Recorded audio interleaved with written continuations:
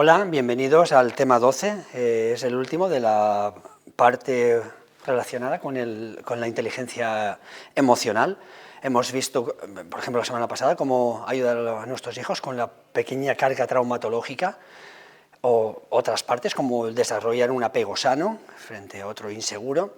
Y ahora estamos ya con la última de las actividades que todos los especialistas nos hablan de generar seguridad y estabilidad en nuestros hijos, independientemente de lo que vaya ocurriendo. Les voy a poner algunos ejemplos claros, incluso de mi especialidad clínica, en los cuales pueden observar cómo con actos muy pequeños podemos generar esa actividad.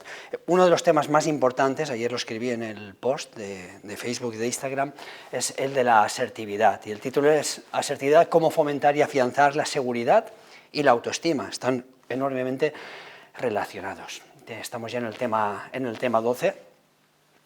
Y cualquier situación, por eso he utilizado el dibujo de la izquierda, cualquier situación puede afectar a nuestros hijos, haciéndoles sentir. He decidido poner este dibujo precisamente porque han crecido muchísimo el número de casos de acosos, tanto escolares como en otros ámbitos. Una definición que he puesto en la figura de la derecha es: la felicidad no es algo construido, sino especialmente durante la infancia, porque una parte del cerebro, que es el cronómetro de nuestro cerebro, que es el hipocampo, se está construyendo y es especialmente vulnerable a las cosas que les van ocurriendo. Por tanto, la felicidad no es algo hecho, sino que va dependiendo no de lo que esté ocurriendo fuera, sino de las propias acciones en respuesta, que no en reacción, y quiero diferenciar estas dos palabras, respuesta de reacción, algo que me hacen y me hace o esconderme, pasivo, y luego estoy agresivo, o excesivo, con esa enorme agresividad. Llega de las propias acciones. Y las actividades que tenemos que hacer los padres son tan sencillas como las que vamos a ver, pero todos los estudios que estamos realizando realmente consiguen revertir esa situación de indefensión, de parálisis y de desactualización de la capacidad del niño de confiar en sí mismo. Entonces, he cogido algunas frases que me ayudan. No te preocupes si tus hijos no te escuchan, te observan todo el día, porque una de las variables más importantes es, por medio de las neuronas en espejo, aprender de los padres cómo responden ante ciertos eventos que les han estado ocurriendo, especialmente en dos periodos que son biocríticos: antes de los 7 años y de los 11 a los 14. En esas dos fases que tenemos lo que se llama apoptosis, la poda sináptica, es decir, hay una parte de las conectividades cerebrales que les he comentado en no pocas ocasiones, se desprende. Es como si nuestro cerebro generara más conexiones que luego no va a necesitar. Son periodos críticos que fijan la estructura de personalidad. Entonces, se ha fijado hasta los 7 y vuelve a aparecer de los 11 a los 15. Ahí necesitan especialmente de nuestra presencia, porque van a ver, aprendemos por osmosis, somos animales mamíferos comunitarios, aprendemos en base a lo que tenemos delante. Voy a decir un pequeño inciso. Yo particularmente estoy muy preocupado por lo que estoy viendo. Ayer estuve estudiando un caso que me enviaron sobre los datos demográficos en España, sobre la visualización de pornografía en niños, por parte de niños. En la edad de inicio ya tenemos casos, incluso menores, pero fíjense ustedes que empiezan entre los 9 y los 10 años. Es terrible las modificaciones que ya sabemos neurofisiológicas de conectividad que ocurren en el cerebro. Y otra fase de Schopenhauer es aprender a ver las cosas en positivo. Rara vez pensamos en lo que tenemos, pero siempre en lo que nos hace falta. Por eso, más que agradecidos, estamos amargados, constantemente. Y eso hace liberar cortisol y toda la carga de adrenalina, con afectaciones en partes muy especialmente vulnerables de nuestro cerebro. Seligman posiblemente es el psicólogo más influyente del siglo pasado, del siglo XX. Es el fundador de lo que se ha dado en llamar psicología positiva, que quiero diferenciar de psicología positivista. Vamos a ver, una cosa es la psicología positiva, qué es lo que podemos hacer ante situaciones, eventos, traumas o cargas que podemos llevar. Y otra cosa, la psicología positivista, que es, permítanme esta frase, que es hacer un poquito la ayuda a la psicopatología, no hacer caso o pensar que hay algo que sin nosotros va a ocurrir. Vale. Eso de alguna manera revictimiza a las personas porque lo que acaban es reculpabilizándose de lo que les ocurre porque algo habrán hecho mal, y es todo lo contrario de que este fantástico autor, yo les recomiendo todos sus libros, han ido trabajando. Uno de los principales focos de estudio de este hombre es conocer qué es aquello exactamente que hacen algunas personas para conseguir felicidad, y indudablemente, y las protege de la depresión, que es uno de verdad, las variables más importantes que tenemos hoy en día. Después de más de una década de estudios, más de una y más de dos, conocemos muchas de las claves de esa felicidad. Y lo más interesante de esas investigaciones en clínica, en psicoclínica, es que todas las personas pueden aumentar sus niveles de felicidad si cambian cuestiones básicas, pero la variable temporal de cuando aprenden a hacer esto es durante la infancia. Podemos ayudar entonces a nuestros hijos a desarrollar un estilo de pensamiento que luego vaya a confrontar, como les expliqué en sesiones anteriores, les invito, ya estoy empezando a colgarlas en YouTube, transmitiéndoles unos pocos hábitos muy sencillos que los niños van a interiorizar de la manera más sana. De hecho, los estudios en salud mental, en prevención de la salud mental, marcan siempre que es el periodo crítico de la infancia donde más, cuando nos ocurren cosas de adultos, más van a hacer esa variable de resiliencia, de capacidad de encontrar algo que me haga salir de esa situación. De hecho, ¿cuántos problemas, independientemente de las circunstancias, que miles van a ocurrir en la adultez, podrían prevenirse si ayudamos al niño a gestionar sus dificultades, que servirán después de modelo en partes cerebrales para conseguir modificarles, o cuando menos que sean capaces de controlar esas partes cerebrales que les pueden llevar a un daño. No es necesario incidir en la estadística que tenemos en la enorme elevación de depresión, ansiedad, trastornos internalizantes, externalizantes en la adolescencia, hasta llegar a unos niveles de suicidio, tampoco quiero alarmar, que han ido en un número enormemente elevado, y que tenemos que trabajar en todo esto. Pues ya tenemos factores de protección fundamentales y todos pasan por la familia. Precisamente por eso me dedico especialmente a insistir en este tipo de programas y que los vean el mayor número de personas posibles. Bien, los resultados de los estudios, todos, reiterada pesadamente, insisten en que hay una serie de actividades siempre en familia para prevenir problemas de salud mental. Lo primero, estuvimos hablando del apego. A más afecto y cercanía física, más queridos incondicionalmente, a más les hagamos sentir más queridos incondicionalmente, lo cual lleva al aparejado hormonas y neurotransmisores contrarios a parálisis, porque sabemos que no hay salud mental sin afecto durante el periodo infantil.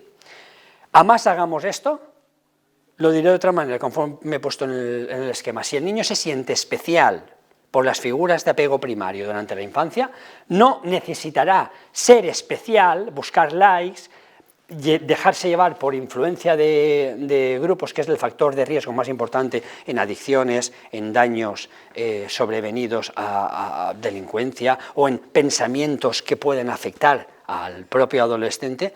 A más hagamos esto, más estaremos protegiendo el cerebro. ¿Cómo es posible si esto estoy haciendo desde pequeño?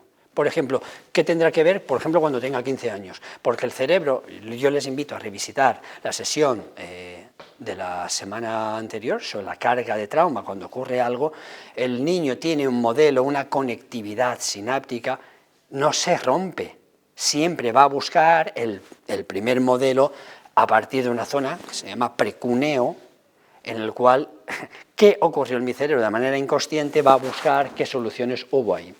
Fíjense ustedes, hemos hecho investigaciones sobre familias que se muestran afectuosas sin sobreprotección. La sobreprotección es un miedo de la familia a que al niño le pase algo, es un miedo en el cual se le transmite al niño. La protección, es decir, la afectividad, el apego sano, es, conforme expliqué en algunos ejemplos de la sesión del apego, es darle una sensación al niño de sincronía, contención de su emoción, comprensión, que el niño solucione por sí mismo lo que le está ocurriendo, justamente lo contrario de lo que hace un padre sobreprotector.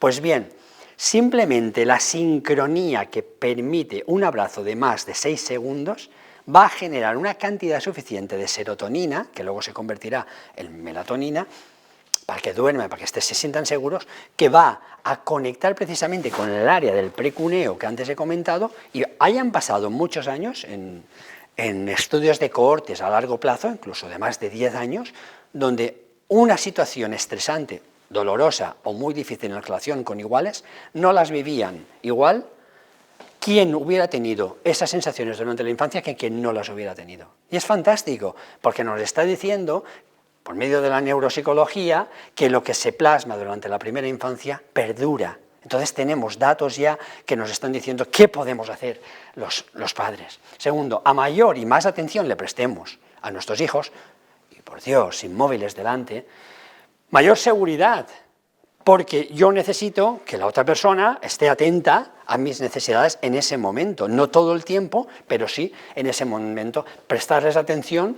cuando te hablen, hacer conversaciones recíprocas, que no sea solamente de algo de órdenes terceros. Dile sí a todas las oportunidades de estar disfrutando con ellos. El juego es fundamental.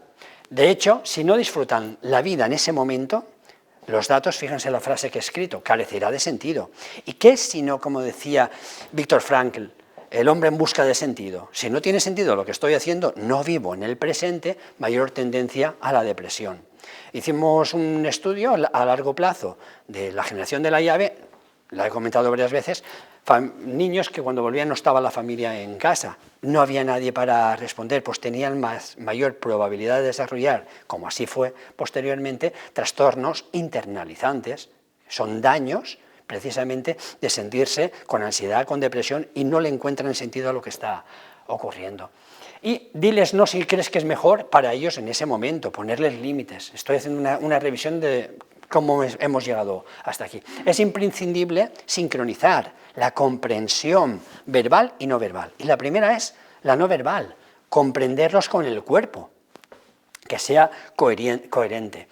Corrígeles de manera tranquila y educada, que aprendan que equivocarse es natural y humano, y los mensajes que dejes grabados en su cerebro, vuelvo a insistir en eso, los acompañará toda la vida. Hay frases, y puedo comentarlo porque siempre me dan permiso para esto y lo comento sin decir otras cosas. Nunca seas despectivo ni descalifiques. Personas que han escuchado descalificaciones o insultos y se les han reverberado durante toda la vida. Esas metaprogramas que llamamos en psicología y en neuropsicología siguen repitiéndose a partir de la propia identidad. Hay un momento en el que se genera lo que se llama la cresta de la identificación, lo que yo soy. Y siempre se van a buscar aspectos que estaban en la infancia. A más pequeños los descalificamos, van a acogerse a eso porque yo soy. Intentemos evitar, estás haciendo esto, que es lo que voy a repasar.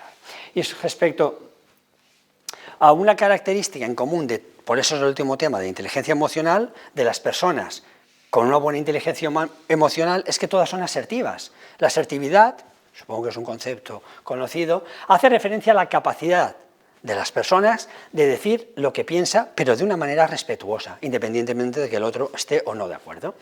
La persona asertiva es capaz de expresar lo que no quiere o no le gusta, pero también lo que quiere o sí le gusta, de una manera clara y respetuosa. Vale. Por tanto, la persona asertiva dice lo que quiere y lo que no quiere de una manera calmada y respetuosa. Ok. En sí misma, la asertividad es una forma de comunicarse con los demás, en la que nos sentimos seguros de nuestros derechos, de que nadie puede avasallarnos, de nuestras opiniones y de nuestro sentir. Lo expresamos de una manera respetuosa con el otro. Hemos hecho estudios con niños con acoso y con niños que no han pasado acoso. Bien, aquellos niños que tenían acoso tenían una vulnerabilidad mayor en la infancia en base a que las familias habían hecho o dejado de hacer lo que yo ahora les voy a mostrar. Es importante el trabajo de cualquier padre o maestro que quiere ayudar a los chiquillos a ser asertivos. Lo que se consigue al final es que estén más seguros en sí mismos, es decir, vivan en el presente, respiren mejor y contacten con su cuerpo, que tenemos un un nervio, el nervio que lo regula todo, que va de abajo a arriba en el 80%. Por tanto, la regulación emocional es algo que ayuda contactando con lo que está haciendo el otro. Imaginemos una situación en la que hay demasiado estrés ambiental o alguien que se sienta atacado. Si como adultos nos cuesta, imaginemos cómo lo puede vivir un niño. Y el niño tiene que aprender a defenderse. La asertividad más notoria es muchísimo más notoria en personas que tienen altos niveles de confianza. Y los altos niveles de confianza se consiguen de la manera que ahora les voy a decir. Igualmente, cualquier persona entrenada para comunicarse de una manera asertiva gana confianza en sí misma en un proceso paulatino y en las relaciones con los demás. Esto se debe a que las personas asertivas experimentan niveles menores de ansiedad y su cerebro segrega menos cortisol, que es la hormona del estrés. Lo curioso es que cuando una persona ansiosa conversa con una persona asertiva, los niveles de ansiedad de la persona ansiosa van bajando.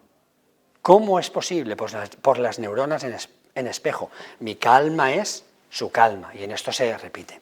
Por tanto, el cortisol también se verá reducido. Por eso, por esa sencilla razón, las personas que tienen entrenamiento en asertividad o que les viene de casa, son líderes natos, es consustancial. Otro punto relevante que debemos conocer acerca de esta asertividad es que todos los expertos coinciden cuanto antes se implemente, cuanto antes, desde bebés incluso. Ese concepto de asertividad en la educación del niño, más confianza sentirá en sí mismo. Voy a mostraros entonces las 3 claves fundamentales, 3, que os van a permitir ayudar a vuestro hijo a tener un estilo de comunicación asertivo. Primero, sea asertivo tú mismo. Los niños aprenden por modelado, hacen lo que ven hacer, efectivamente. En el tema en el que hablamos acerca de cómo podíamos motivar la conducta del niño, el punto de partida no era otro que el de dar ejemplos como si practiquemos. Si recordáis el tema de cómo motivarles, practiquemos y os decía, vamos a ver cómo podemos hacer estas actividades. Gracias a estas neuronas que se llaman en espejo, el niño ensaya y aprende en función de lo que está viendo que está haciendo sus figuras de apego, no el móvil. El móvil es secundario o cualquier vídeo que observan sus padres. En el caso de la asertividad, la observación de conductas asertivas en los padres parece ser determinante. Si el niño observa que su padre o su madre se enfrentan a los pequeños conflictos interpersonales que son cotidianos, con claridad y respeto, desarrollará per se, lo interiorizará como normal, un estilo de comunicación adecuado. Algunos padres son poco asertivos con las personas de fuera, pueden tener tendencia también a la agresividad como a la pasividad. Y es curioso, en no pocos estudios, las personas, los familiares que frecuentemente no son asertivos con fuera, después suelen ser agresivos dentro. Esto es un tópico, pero que realmente no es tan un mito, coincide con las investigaciones. Si eres del primer grupo, de las personas que suelen ser asertivas, tu tendencia natural es la de conseguir lo que quieres. Para conseguir lo que quieres, primero tienes que saber qué quieres y luego marcarte unos pasos, valorar tus derechos al conseguirlo por encima de los del vecino y comunicarte en situaciones de conflicto de una manera contundente. Si eres del segundo grupo, tu estilo personal te hará evitar el conflicto, el pasivo, te callarás o expresarás tus opiniones. En cualquiera de los dos casos, seas asertivo, seas agresivo o seas pasivo, tus hijos te van a estar observando siempre y van a aprender por osmosis. Aprendemos, sobre todo en los 7 primeros años, por osmosis. Es decir, lo que está fuera, aunque no se nos diga que hagamos algo, lo vamos a repetir. Cuando tengan un conflicto, van a tender a imitar, igual como imitan a su hermano cuando dice una palabrota. Es ineludible, es como un efecto dominó en familia. En este sentido, no vendría mal que recordarais que vuestro hijo va a tomar como ejemplo el comportamiento, por ejemplo, frente al conflicto. Podremos decidir si actuar de una manera agresiva, por el contrario, callarte ante un abuso del que dice cuando queremos enseñar a nuestro hijo, o enseñarles realmente cómo podremos gestionarlo. La asertividad se aprende a través de pequeños gestos, es más no verbal que verbal, y de las conversaciones con los padres que aparecen en el día a día del niño. Puede que una mamá te sugiera ir al parque y a ti no te apetezca. Puede que el niño se lleve sin querer el juguete de tu hijo. O puede que en la cola del supermercado, son ejemplos que os he puesto, alguien se ponga delante de vosotros. Son ejemplos cotidianos. En estos casos, por favor, recordad que vuestro hijo os observa y se dan cuenta de todo, ya os lo digo yo. Entonces, ¿vais a actuar con excesiva fuerza? ¿Vais a actuar con pasividad? ¿O vais a actuar defendiendo vuestros derechos? Ya. Es algo que los niños van a interiorizar como que pueden o no pueden hacerlo. Ok. Yo os aconsejo que recordéis que este tema e intentéis sacar la mayor capacidad de ser asertivo porque tiene una altísima capacidad de influir en vuestros hijos. Por tanto, siempre, y lo he puesto en negrita, opina, expresa y haz lo que realmente quieres sin miedo y sin enojo, con claridad y con respeto. Porque eso va a ayudar a vuestro hijo, y el factor, lo comento, voy a comentar una autorreferencia, pido perdón por ello, en mi tesis doctoral demostré que la varianza más importante, es decir, el factor de impacto más importante para que un chaval acabe, por ejemplo, en temas delincuenciales o en temas menores de 15 años, o en temas de adicciones, de daño cerebral por consumo, aunque sea esporádico, es el grupo, aunque no quieran, aunque tengan información suficiente, es el grupo. Y el grupo está formado por influencias. Por tanto, enseñar a vuestro hijo a defender sus derechos y a poner en primacía lo que él quiere defender, su cerebro, o que no se le haga daño, a pesar de que el grupo diga esto. Bien, cuando entrenamos en asertividad a niños pequeños, después durante la adolescencia, eran capaces de distinguirse. Y era el factor de impacto más importante para que después no continuara el efecto contaminante de que un grupo de adolescentes se inicien en algo que no es bueno. Y hablo de delincuencia, hablo de adicciones, como puedo hablar también de pornografía, porque ya pueden poner en primer lugar lo que es bueno para uno mismo. Bien, es importante mostrarnos asertivos con amigos delante de los niños o extraños. El principal problema de mostrar a nuestros hijos nuestro lado asertivo en casa. La realidad es que el mayor obstáculo para ser asertivo radica en que muchos padres no son del todo asertivos con sus hijos. Lo que hacen son avasallar o la indiferencia, la distancia o lo impropio. Y esa situación lo que va a generar es un daño inaudito por falta de referencias suficientes después a la hora de guardar esa memoria que han interiorizado. Ok, cada día cuando paseo por el parque, por ejemplo, cuando visito el supermercado, cuando estoy en casa de familiares, veo padres así. Los padres inventan todo tipo de excusas, mentirijillas y líos para no enfrentarse al enfado de sus hijos. Cariño, no quedan piruletas en la tienda, hijo, el señor ha dicho que no se puede correr en el supermercado. O vamos a ir a jugar al otro parque porque el que tú quieres está cerrado. La verdad es que hemos avanzado mucho respecto a años atrás, en los que el coco o el hombre del saco se llevaban al niño que no se portaba bien, si recuerdan esto.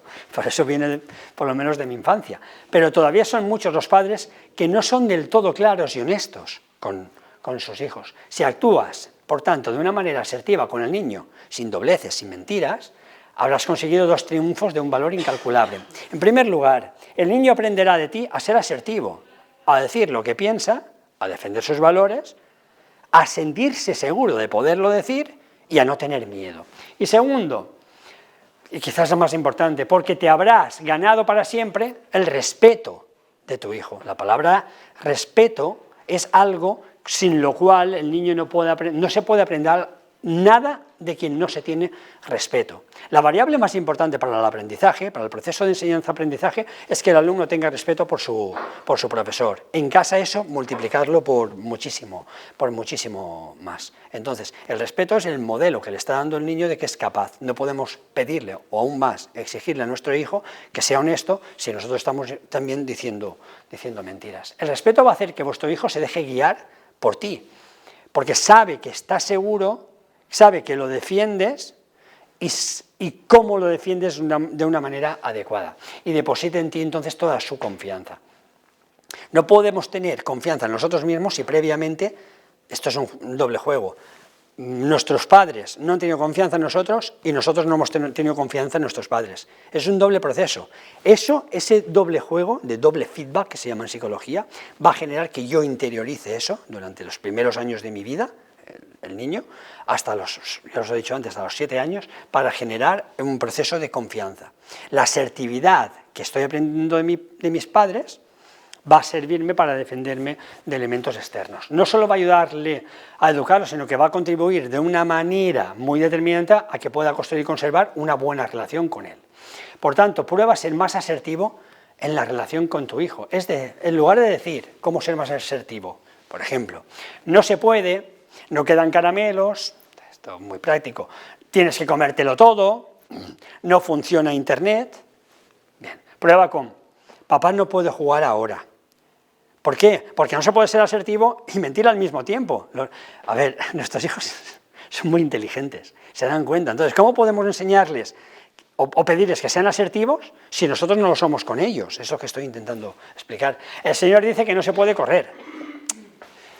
Es una manera de expresarlo, no quedan caramelos, no quiero que lo hagas. Es una frase que puedo decir, no quiero que lo hagas. Cariño, puedo decirlo de una manera muy adecuada. No quiero que copas caramelos, quiero que te lo termines todo. No quiero que entres en Internet. Ahora no me apetece, cariño. No quiero que corras aquí. Son cosas contundentes y que no estoy avasallando, no estoy ni pasándome ni quedándome corto. Todo esto son mentiras que son o pasividades o excesos. Lo he puesto en esto. Vale. Las frases, y esta diapositiva ya la he puesto en otras ocasiones, las frases nos están indicando cómo hacer pensamientos asertivos funcionales o disfuncionales.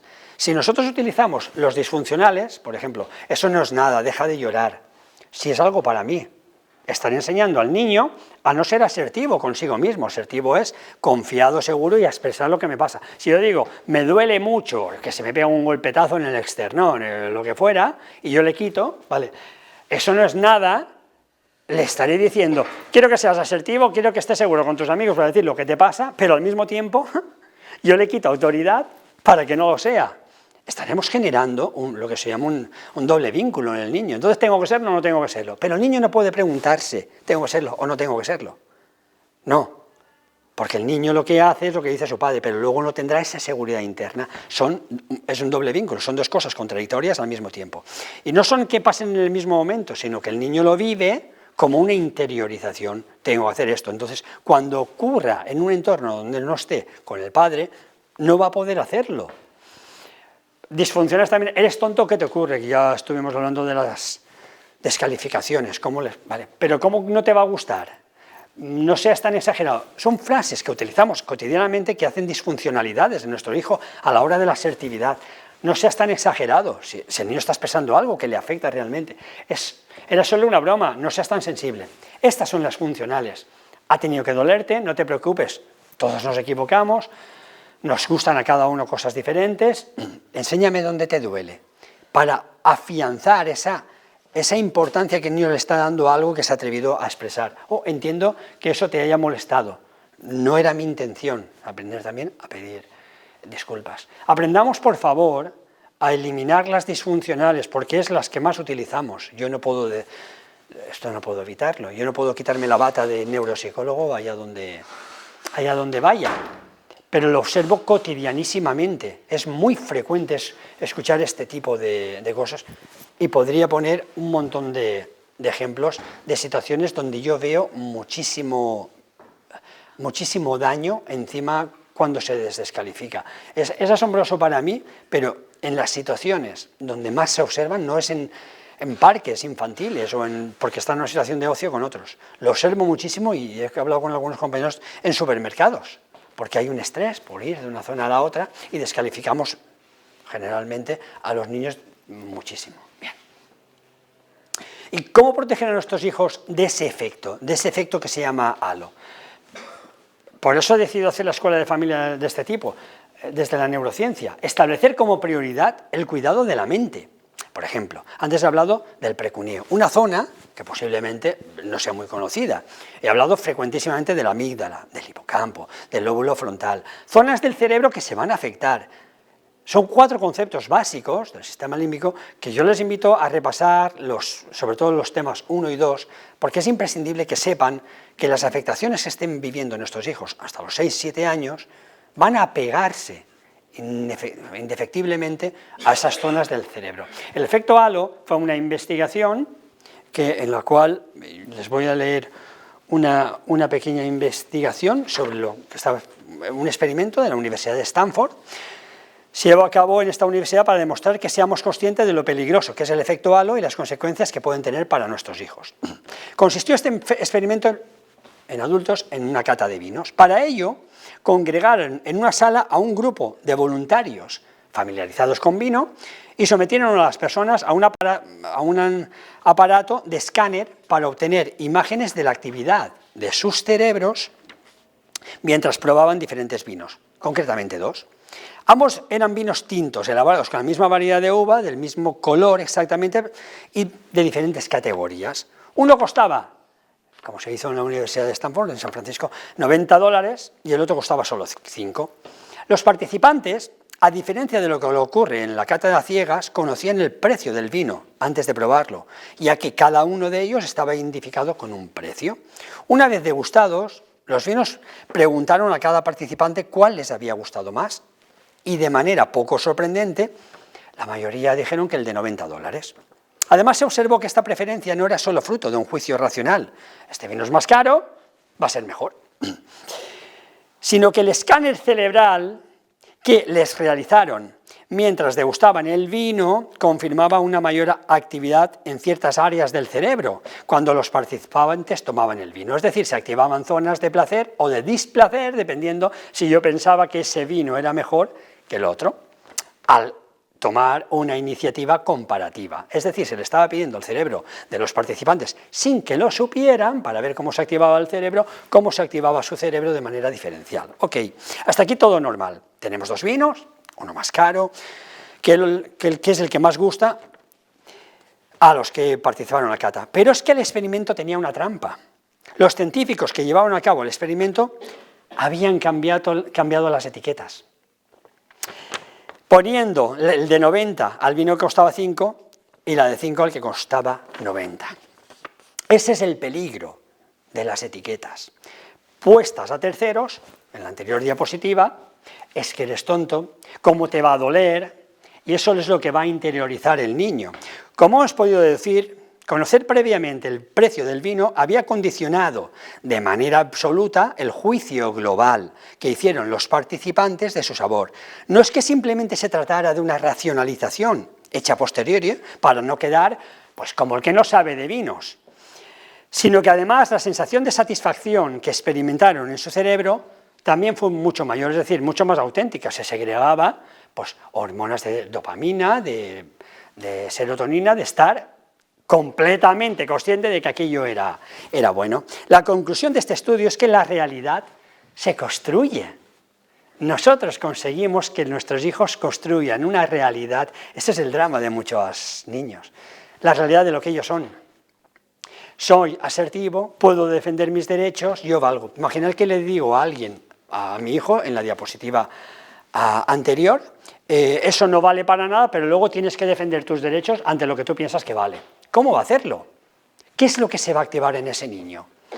¿Lo que el padre le ha dicho o lo que ha sentido respecto a lo que el padre le ha dicho? Me explico. ¿Lo que el padre le ha mostrado tienes que defender tus derechos o lo que le ha hecho el padre sentir lo tuyo vale nada o vale menos de lo que yo te diga? Pero en ese momento no está el padre. ¿Cómo va a defenderse entonces? ¿Qué zonas del cerebro se activarán?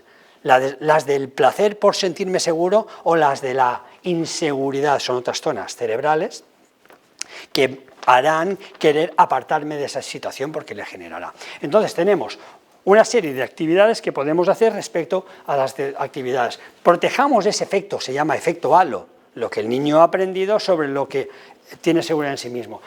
Prioricemos el cuidado de la mente. Mente y cerebro son lo mismo. Hablar siempre de sentimientos. Poder expresar, es necesario que expresamos cómo se ha sentido el niño ante una situación. Luego pondré un ejemplo de esto. Involucrarles en la resolución de algunos problemas. A partir de la semana que viene empezamos ya con el desarrollo del cerebro intelectual, la parte última del desarrollo, y creo que va a ser muy interesante. Enseñarles a pensar de manera realista, primero sobre sí mismos, qué son y qué es lo que valen. Y todos tenemos derecho a equivocarnos y ser un modelo para realizar acciones que sean positivas en términos de defender nuestros derechos. Hemos hablado de la primera clave, que era ser un modelo, ser asertivo. Segunda clave, respeta y haz valer tus derechos. Dar a conocer a sus participantes sus derechos como personas. Las personas poco asertivas reaccionan con agresividad. Y quiero notar aquí la diferencia entre la palabra reaccionar, accionar como un resorte, como un muelle, personas agresivas en la voz, en las formas, en el tono, a responder, que es pasar la primera emoción por el filtro del lóbulo frontal. Pensar, parar y pensar. Ese es el eslogan que me gustaría que tuviéramos todos después de esta escuela de familia en casa. Parar y pensar. En esta familia nos paramos y pensamos un momentico. Es decir, respiramos, paramos y pensamos. En ambos casos, en lugar de reaccionar con agresividad por miedo a sentirse pisoteadas o con resignación, con pasividad, por no sentirse seguras acerca de qué pueden o no pueden pedir, en ambos casos decía, conocer nuestros derechos ayuda a sentirnos seguros respecto a lo que podemos decir, sentir o pensar, y hacer valer nuestra opinión frente a cualquier persona. A continuación les voy a nombrar los principales derechos de cualquier persona por el mero hecho de ser persona. Quiero nombrar aquí una cuestión, estamos en el año 2024 ya, estoy teniendo cantidad de pacientes, muchos de ellos me han dado permiso, voy a hacer un gran esbozo general, y ha aumentado el número de acosos laborales. Quería comentar esto, porque muchos confundidamente, y personas desde 30 años en adelante, me dicen que pensaban que eso iba en el sueldo, en el jornal, esa confusión de, entonces, ¿cuáles son mis derechos? Hay un porcentaje enorme de pacientes que me lo han dicho, de la misma manera que se genera un ciclo de desestima, de problemas personales, cuando uno está conviviendo con una persona, digamos así, tóxica, narcisista o psicopática, en una relación emocional. Acaba convirtiéndose en lo que la mirada tóxica del otro le transmite. Es asombroso cómo las relaciones tóxicas. Pues fijémonos ahora en lo que otros compañeros míos han dado en denominar la familia cero. Imaginemos que hemos crecido en una familia donde constantemente nos han hablado de estos términos. Si un adulto que está unas horas al día trabajando vive esta situación, que se llama TEP complejo, trastorno por estrés postraumático complejo, que ha aparecido ahora en la CIE 11, es el Código de Identificación Internacional de la OMS, la Organización Mundial de la Salud, en el año 2020, imaginemos cuánto puede afectar a un niño. Y segundo, ¿es consciente? Tenemos una responsabilidad con nuestros hijos y encima lo que hacemos es un juego perverso, decirle dos cosas simultáneamente contradictorias y les hace bastante daño. Vale. Derechos a ser tratados con respeto y dignidad. Bien. La palabra dignidad, yo la utilizo muchísimo en algunas terapias, interiorizar. La palabra soy digno, soy respetado simplemente por el hecho de estar aquí. Niños que se sienten indignos, vais a verlos en clase que intentan, en el recreo, por ejemplo, pasar desapercibido y irse a la otra punta, o esconderse en un aula, porque han interiorizado. Muchos de ellos me dicen, no es por miedo que me escondo, es porque me siento yo culpable. Es curioso. No solamente es por protección, es porque me siento yo que esa mirada de burlar es como si al final me haya cambiado mi personalidad. Y es literalmente así. Derecho a tener y a expresar sus sentimientos y opiniones. Frecuentemente, y lo hacemos más en familia y con nuestros hijos, no dejarles acabar su opinión, porque ellos tienen una absoluta dificultad en poner palabras. El habla, lo hablaremos también, es un concepto que va evolucionando con el tiempo y no tienen desarrollado algunas zonas del cerebro. Ya lo hablaré en su momento, el área 19 de Broadband u otras, están muy infradesarrolladas en ciertos momentos. ¿Cómo puede un niño expresarse si ya le cuesta pararse y pensar, decir pilar, a ese pilar? ¿Cómo va a nombrar conceptos abstractos de emociones? Bien. Derecho a tener y expresar, para eso se necesita tiempo del otro. Derecho a juzgar, a evaluar sus propias necesidades, a establecer sus prioridades y, atención, a tomar sus propias decisiones. En alguna medida, los niños tienen algunas responsabilidades que hacer en casa y a tomar las decisiones sobre lo que tienen que hacer. Por ejemplo, salvo que te llames Sheldon Cooper, ¿a qué niño le gustan los deberes? Habitualmente a nadie, de hecho, vale, pero tienes la posibilidad de tomar tus decisiones. Ya os enseñé algún tema, ¿los quieres hacer ahora o los hacemos dentro de un ratico cuando hayas merendado? No por obligación, y al niño se le dan opciones para que vaya tomando cada vez más adecuados a la edad. Ahí tenéis colgado en la página web de la Unidad Municipal de Salud Mental que he desarrollado yo, por edades, qué responsabilidades son importantes ir ejecutando. Derecho a decir no, sin sentir culpa.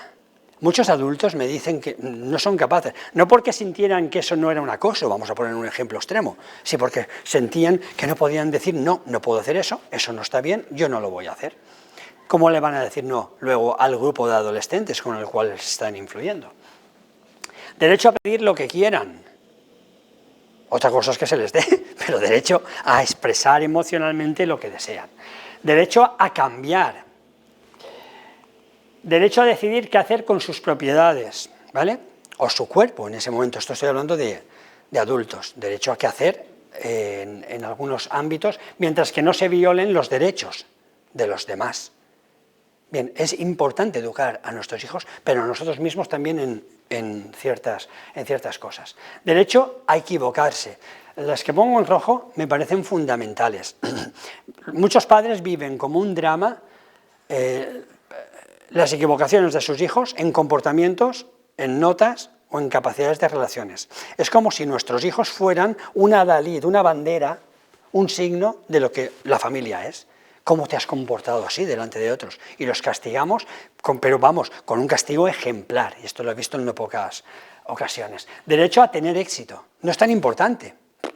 Yo soy seguidor de la Madre Teresa de Calcuta, el éxito es accesorio. Yo estoy para intentar hacer lo mejor que pueda con todos mis esfuerzos, pero el éxito no depende solo de mí. Pero intentar tener éxito sí que es algo a lo cual yo puedo optar para tener derecho a expresarlo. Derecho a descansar y a aislarse. Pensé en ponerlo en rojo en base a lo que estoy diciendo, porque muchas personas, sobre todo de mediana edad, madres, padres, tienen una sensación de culpabilidad respecto a esta cuestión. Aislarse es culpabilizarse, no poder tomar un momentito de asueto y de distanciamiento de sus hijos. Creo que es fundamental un programa que se está haciendo solamente, creo que en la Concejalía de Bienestar Social, respecto a ayudar a cuidadores, a familiares de hijos con ciertos problemas que necesitan una cronicidad de ayuda. Derecho también a decidir, no ser asertivo, pero si lo eres, a pensar si queremos serlo. A veces no conviene, no necesito estar constantemente diciendo lo que quiero o lo que no quiero. A veces, pues, es elegible no seguirlo, pero no entrar en el campo de la pasividad ni después de la agresividad, sabiendo lo que te puede pensar. Y la tercera clave es da voz al silencioso. La tercera clave es cuando necesita hablar a alguien y no se atreve. Yo he trabajado 30 años más en terapias de grupo y siempre han habido personas que hablaban más fácilmente, profusamente de sus necesidades, terapias de grupo de todo tipo, de salud mental o de adicciones o de otro tipo. Bien. En estas terapias de grupo hay una necesidad del terapeuta de prestar atención a aquellos miembros del grupo que permanecen silenciosos. Siempre, como padres, es necesario aprender y enseñarles que aquellos que permanecen silenciosos no necesariamente están bien, sino que frecuentemente necesitan algo para expresar emocionalmente y salir de lo que se llama alexitimia, salir de esa falta de contacto. Con los niños puede suceder, ya os digo, lo mismo. Voy a compartir con ustedes una experiencia que viví con una familia que ejemplifica a la perfección la gran importancia que puede tener dar voz al silencioso, que puede ser por cualquier cosa. A los pocos meses de nacer la hija menor de esta familia, ambos, padre y madre, estaban realmente agotados. El agotamiento hace que el lóbulo frontal, por eso la mayoría de los enfrentamientos en familia es cuando más cansados estamos. Y suelen ocurrir frecuentemente más por la tarde. Tenemos estudios del día de cuando ocurren. Vale. El niño se llamaba, otro nombre, me lo he inventado aquí, Diego. El hijo mayor no había cumplido los 4 añitos aún y sus hermanas de 1 año y medio y 2 meses, fíjense ustedes, el cansancio de la familia, eran muy pequeñas. Las dos se despertaban varias veces cada noche a tomar el pecho y el biberón, con lo importante que es el descanso. Lo hablé en las primeras sesiones. Pensemos en nosotros mismos cuando hemos estado alguna noche sin poder dormir, por lo que fuera, por estudios, enfermedades o trabajo, lo que fuera. Y nosotros acusábamos el cansancio, ¿vale?, me decía el padre, de haber pasado por 3 embarazos, 3 partos y la crianza de 3 hijos en tan solo 4 años. Vale. Recordemos que los llantos molestan y que por primera vez en 4 años el padre decía haber visto a su mujer perder la paciencia. No era ella, sino la falta de descanso. En esas circunstancias es normal que cualquiera tenga los nervios a flor de pie y suele ser habitual discutir más de lo normal. Ok, un domingo por la mañana, lo he tomado literalmente iban en coche a ver a los abuelos sin saber cómo, me comentaron después en la sesión. La esposa y el padre se enzarzaron en una discusión. No recordaban sobre qué discutían, posiblemente sobre nada en concreto. De alguna manera necesitaban sacar la frustración, la rabia, el enfado, cualquier historia. Lo que sí recordaban es que mutuamente se reprochaban el uno al otro lo que habían hecho bien, lo que no habían hecho bien, y se dijeron unas cuantas cosas feas que conectaban con la crispación emocional que sentían por ello. Y no podían parar. Entonces el padre dice que vio a través del retrovisor a Diego, sentado en una sillita, totalmente callado y mirando al suelo. En ese momento supo que la situación no estaba siendo justa con él, la estaba pasando mal. Podría haberle dicho, tranquilo Diego, papá y mamá no van a discutir más. Sabía que no podía cumplir esa promesa, porque el cansancio es reiterado. Porque todos los papás discuten de vez en cuando. En lugar de eso decidieron solicitar ayuda para darle voz, para que fuera él el que dijera lo que realmente sentía. Práctica, ¿vale? ¿Qué podemos hacer en este tercero de los ejemplos? Esta es la secuencia. Lo que yo le enseñé, ¿qué tenía que decir el niño? El padre lo estudió, de hecho se lo apuntó también. Vale. ¿Cómo te sientes, hijo? Vale. Estoy hablando de emociones, esto es sistema límbico. ¿Cómo te sientes? Estoy intentando conectar en ese momento. ¿Recuerdas la situación que pasó? ¿Cómo te sientes al pensar en eso? Y la última palabra, hijo. Tú eres mi hijo, ¿sí? Y viste discutir porque estábamos haciéndolo delante de ti. No le pedí que se justificara en ese momento. Cuando piensas en eso, ¿cómo estás? Era la sesión después de haber estado mal. El niño conectó con que estaba mal. Porque papá y mamá están discutiendo mucho, ¿verdad? Ponerle palabras. Porque cuando un niño dice mal, frecuentemente se le va, necesita palabras para acogerse a una realidad. Esto lo podemos entender todo el mundo. Sí, me da miedo cuando papá y mamá discuten. No te atrevías ni a hablar, ¿verdad? Vale, está poniéndole palabras, porque cuando tenemos una discusión, ¿qué puede pasar si el otro habla? Aumenta el nivel de intensidad y puede focalizar en él la culpa del daño cuando son pequeños, o no. No se atrevía ni a hablar. Yo me voy a estar quietecico, pero me estoy preocupando mucho. Mucho cortisol y adrenalina en el cuerpo. ¿Verdad? Sí. Oye, Diego, ¿y qué te habría gustado decir cuando estabas tan callado? Le estoy enseñando al padre a volver al presente. El cerebro funciona a tempori, fuera del tiempo. Y estoy conectando, esto se utiliza en algunas técnicas, por ejemplo, en MDR o en Mindfulness, buscar nuestro presente. El aquí y ahora, cuando nos está pasando algo, y está conectando con eso. El padre luego me comentó que estaba el niño temblando de la emoción. ¿Y qué te habría gustado decir cuando estabas tan callado? Que no discutáis más, con la voz muy entrecortada. ¿Qué es lo que piden los niños? No más voces. Además, su umbral auditivo genera más cortisol porque es mucho más sensible. Es decir, captan este sonido así, con lo cual es como si se amplificara en su cerebro. Además de palabras gruesas que hacen muchísimo daño. ¿Ah, sí? Sincronía. Pues eso está muy bien, que no discutáis más. Deberías haberlo dicho. Deberías decir siempre lo que piensas. Yo siempre utilizo esto con mi hijo, voy a hacer un inciso, y le digo, estoy orgulloso de cómo expresas, cómo te sientes y cuándo lo haces.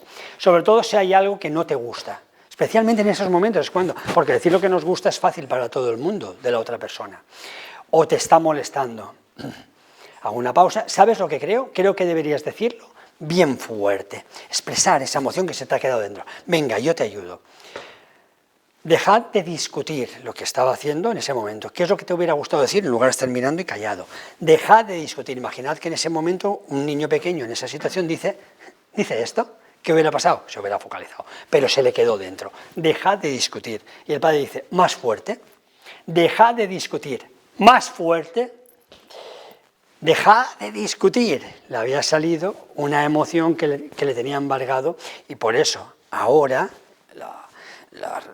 lo que se me pidió fue que ayudara con la introspección, la interiorización, que el niño se estaba volviendo como más reservado.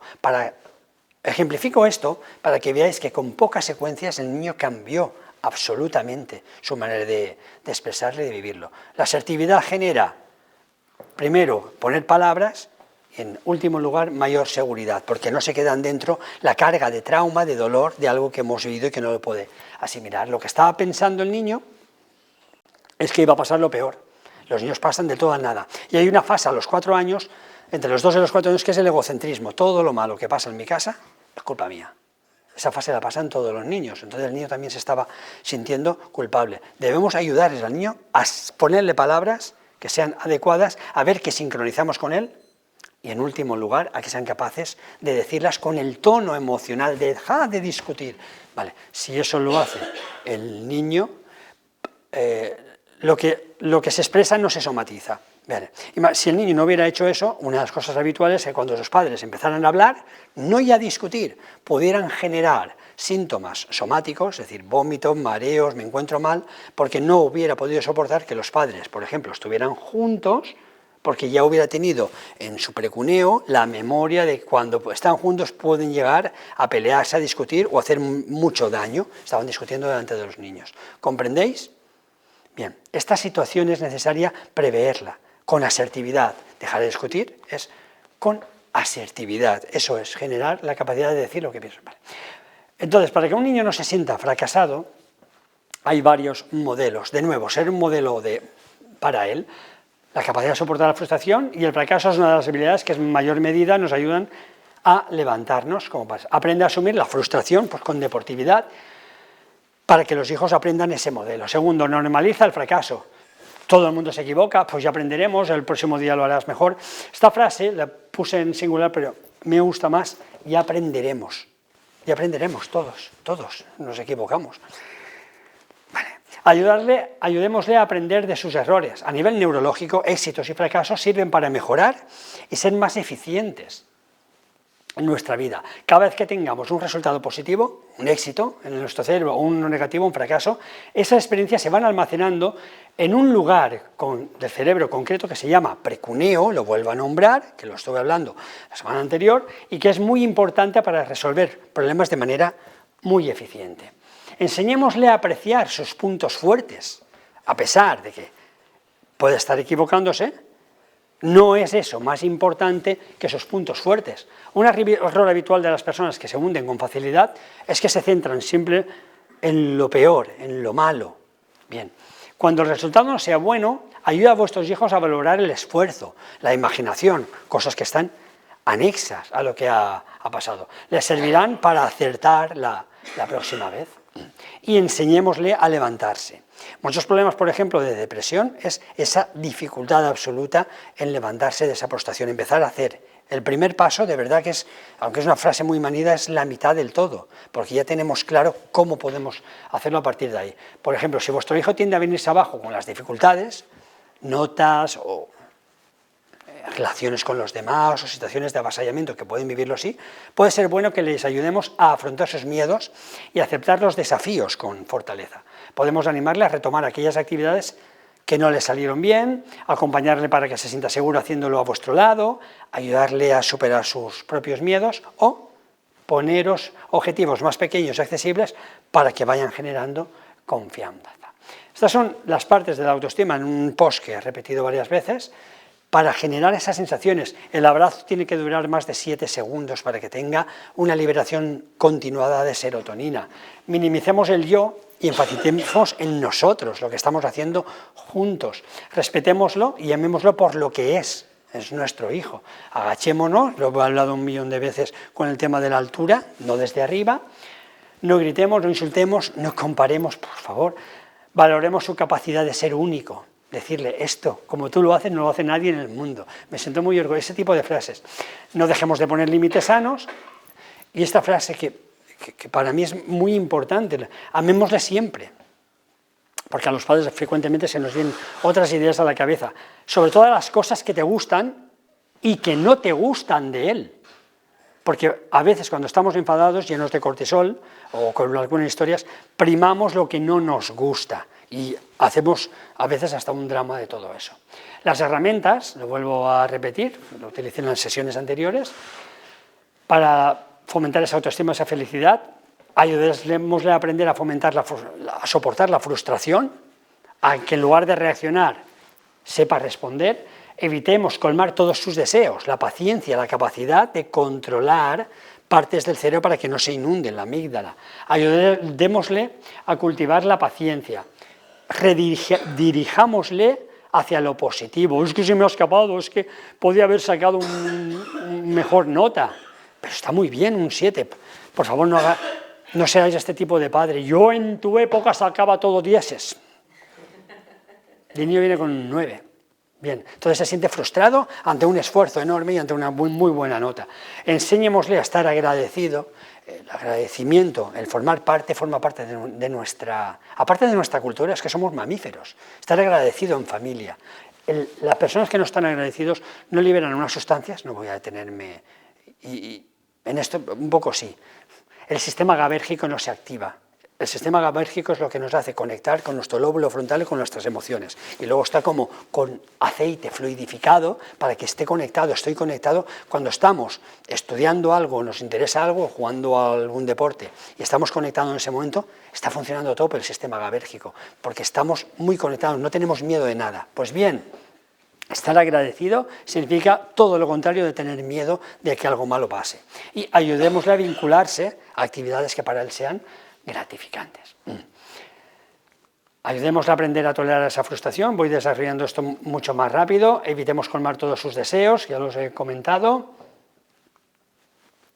Hay un estudio, hechos a ganadores de lotería, revelan que unos pocos meses después de haberse hecho millonarios, esto lo escribí después de Navidades, eran tan felices o infelices como eran antes. Es más, los estudios actuales están diciendo que eran más infelices, porque habían puesto toda su vinculación emocional solo en la cantidad de dinero que podían tener. Bien. Ayudémosle a cultivar la paciencia, lo he desarrollado antes, redirigamos su atención hacia lo positivo, ¿vale? No voy a detenerme en... Vale. Cultivemos el agradecimiento. Los estudios han demostrado que aquellas personas que dicen gracias con más frecuencia, solamente decir gracias, y que se sienten más agradecidas alcanzan mayores niveles de felicidad. Parte del truco consiste en que el agradecimiento ayuda a poner la atención en el lado positivo de los demás, de las cosas o de las personas. Por ejemplo, en un estudio que me pareció muy bien hecho, seamos o no religiosos, en grupos de control experimental que se hacían, dos grupos experimentales, unos que hacían esto, otros que hacían otro tipo de cuestiones y otros que no hacían nada. Pues bien, aprovechaban la cena, en el grupo experimental 1, para agradecer o sentirse afortunado por tener alimentos en la mesa, por poder disfrutar los unos de los otros y que era lo mejor. Es algo típico, por ejemplo, en la sociedad americana se hace bastante esto y tienen especialmente un día, ¿cómo se llama? Es en noviembre, de acción de gracias. Pues bien, cuando uno se permite escuchar a los demás, pero después contactar con sus necesidades para ponerles en forma y dar sentido, estoy agradecido por eso, se activan partes cerebrales que ayudan primero a sentirse asertivo y a valorar aquello que tengo, es decir, a ser más positivo con lo que estoy disfrutando. Me centro en el presente y no estoy tanto deseando lo que no tengo, como decía Schopenhauer. Vale. Ayudémoslo entonces a vincularse a actividades gratificantes, hobbies, pintar, hacer deporte o cocinar. Hay una película que yo os recomiendo sobre esto, es Billy Elliot, esa película la vi hace 30 años, la habréis visto todos. El padre quería que jugara a fútbol o a boxeo, pero él quería bailar. Y el padre lo había asociado a otras cosas. Primero, por favor, preguntémosle cuál es su hobby, qué es lo que le interesa, o exploremos con él si todavía no lo sabe, pero no hagamos nuestro hobby, meterlo, como sabéis, como en un martillo en un puzzle. Por eso he traído a colación esta película, hay otras. Y respetemos la iniciativa en los momentos que vuestro hijo esté entretenido, dibujando. Por favor, no lo llamemos constantemente, porque eso dibuja su atención, en el momento en que está liberando serotonina y disfrutando, para salir a ver qué es lo que quiere, qué estás haciendo. He conocido familias, a veces voy, y no sé qué le pasa, no sé cuándo, está muy despistado, o otro tipo de cosas, y cuando he ido a hacer alguna visita, o he podido acercarme, lo llaman constantemente. Y ¿para qué lo llamas si el niño estaba haciendo sus historias? Es que no me fío. Pero si está haciendo las cosas bien, claro, y esto no es tan inaudito como podemos pensar, es bastante, vale. Asimismo, podemos ayudarle a alejarse de aquellas cosas que no le gustan o le hacen sentir mal. La asertividad no solamente es atreverse a defender lo que uno quiere, sino apartarse de aquello que te hace sentir mal. ¿Bien? Bien. Un pequeño ejemplo porque lo tenía pensado. Cuando nos enamoramos, nuestro cerebro libera una sustancia, es 5 veces más potente que la máxima droga, ¿vale? El fentanilo, que ahora está tan de moda, o ¿vale? Se llama feniletilamina. Este rollo de las aminas, bien. Cuando estamos enamorados estamos drogados, literalmente. No tomamos decisiones sanas. Entonces no podemos tomar decisiones buenas porque no vemos los defectos de la otra persona. Entonces, imaginemos una situación en la que alguien está intentando aprovechar o no está siendo honesto y las ven las personas de fuera. Hay personas que no pueden ver esto y después se ven en una relación que puede ser tóxica o no. Bien. A lo que yo iba es, en la medida en que los padres han estado educando a sus hijos a ser asertivos, menos capacidad tiene la feniletilamina de anular el lóbulo frontal. Traducido, más capaces son de ver, independientemente de que yo estoy enamorado, ¿vale? Porque el corazón libera adriopeptina o también serotonina, las decisiones no fluyen de abajo arriba, sino que también el lóbulo frontal dice, sí, pero espérate, porque hay cosas que no me cuadran. ¿Y sabéis cuándo ocurre esto? Después de un desengaño, las personas que se han sentido así, dicen, he aprendido, no es que hayan aprendido un pimiento, perdonadme, es que han activado el lóbulo frontal para tener un sistema de alarma mucho más sensato y mucho más sano. Es decir, vale, yo estoy enamorado, qué bien que estoy, ¿sabéis? Puedo hacer mucha broma, pero está la cámara. Pero, primero yo, y nuestro primer prójimo, y esto no lo he dicho en la tele nunca, el primer prójimo del Evangelio somos nosotros mismos. Tenemos un mandato de cuidarnos a nosotros mismos, porque sin nosotros no existe vida. Ese es el primer cuidado. Amarás a tu prójimo como a ti mismo. Y el primer prójimo soy yo, porque sin mí no existe vida. Y esa es la primera ley de la vida. Es orden natural. Cuando yo veo adolescentes devastados por situaciones con engaños, siempre hago algunos análisis, puedo recomendar algunos libros, por ejemplo, Las 5 trampas del amor, donde nos quedamos frecuentemente enganchados a situaciones que no se están dando cuenta y se les hace mucho daño. Bien, podemos animarlo a jugar con los niños con los que disfrutan sin sentirse mal, a defenderlo y a quitarlo, pero eso es un proceso paulatino. Saber elegir las amistades es también clave para el bienestar emocional. Yo utilizo las amistades, como pueden ser las parejas, como pueden ser las relaciones laborales. Todos tenemos una necesidad laboral, claro, pero yo no tengo por qué relacionarme con todo el mundo. No entra dentro del jornal. Y lo digo delante de la cámara porque para mí es asombroso, año 2024, que me sigan apareciendo pacientes que piensan que entra dentro del jornal lo que viven como un maltrato. Cuando voy a investigar en la anamnesis, es el historial, primero no tuvieron la oportunidad de desarrollar todo este tipo de cuestiones. Recordemos, la felicidad pasa por varias cosas que siempre están con la asertividad. Una conjunción de carácter. Aunque la genética existe y puede predominar, la genética no es el destino y se puede cambiar con cosas. La seguridad, es decir, la asertividad de lo que estamos enseñando, la confianza, que es lo mismo, capacidad de defender nuestros derechos y una mirada positiva ante la vida. Podemos contribuir como padres a que vuestro hijo construya un estilo de pensamiento positivo, centrado en el presente y a cultivar la paciencia y la tolerancia a la frustración. Muchísimos chavales tienen 3 características fundamentales cuando entran en procesos de autodaño, ¿vale? Son insoportabilidad de las frustraciones, necesidad de gratificaciones inmediatas y superficialidad de las relaciones. Bien, todo eso está dentro del pack cuando un niño menor de 6 años o de 7, que ya lo he visto, tienen un iPhone